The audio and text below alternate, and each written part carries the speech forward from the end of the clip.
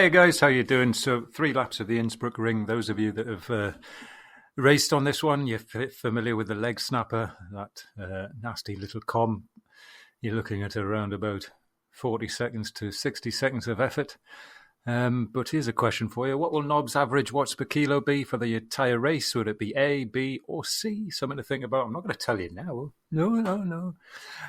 Here's the team. So we've got obviously Tommy, myself, Stu, Colin and Patrick, the suspicious Finnan. Ha! So here's the team we're up against. Really strong team from HCT Comets. Somebody to watch out for is Dan Clark, their captain, focusing a little bit on the captain's role in these sorts of races. And also obviously the 30-second, 1 minute and 2 minute power range. That's pretty much the most important thing to look out for. Anyway, enjoy for the next few minutes.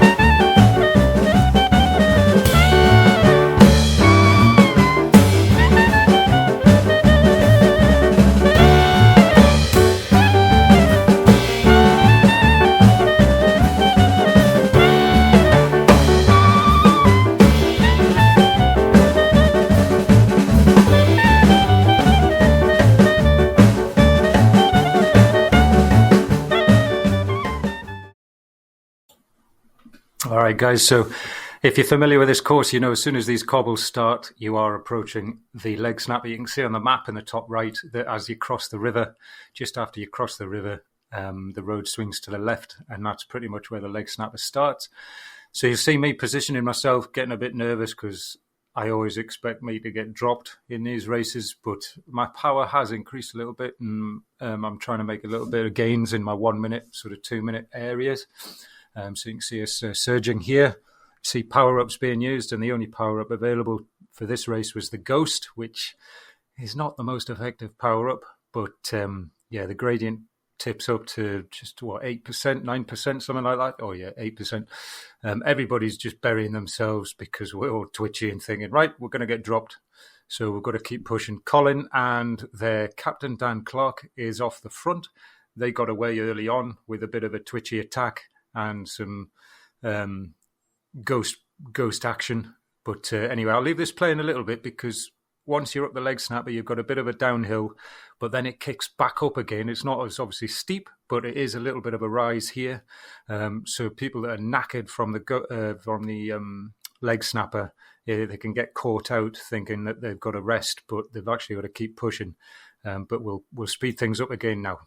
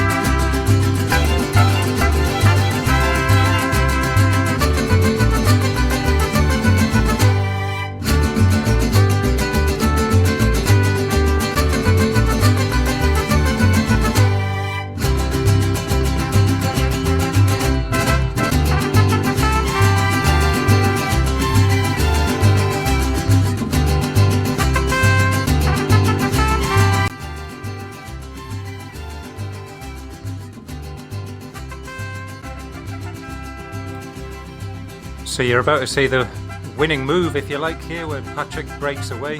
One of their guys go and Patrick follows him. and then their guy Grady, he drops back a bit. What you're also about to see is a weird glitch there. You see Patrick sort of appear there, but it makes their captain surge because he thinks Patrick is, or somebody, one of us, is using a ghost power-up. I don't know what happened. But anyway, I almost dropped one of the guys as I surge because I'm getting dropped myself. But I'm back on. Everything's happy again. Woo! But Patrick has got away now.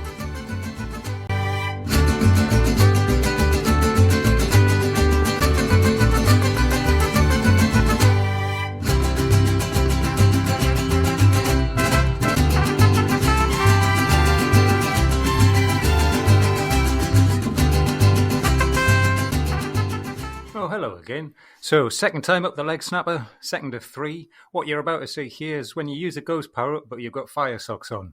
You'll see Stewie, there he is, there's the fire socks gone, and guess where he is? You can see his shadow as well, and he reappears and he's off the front.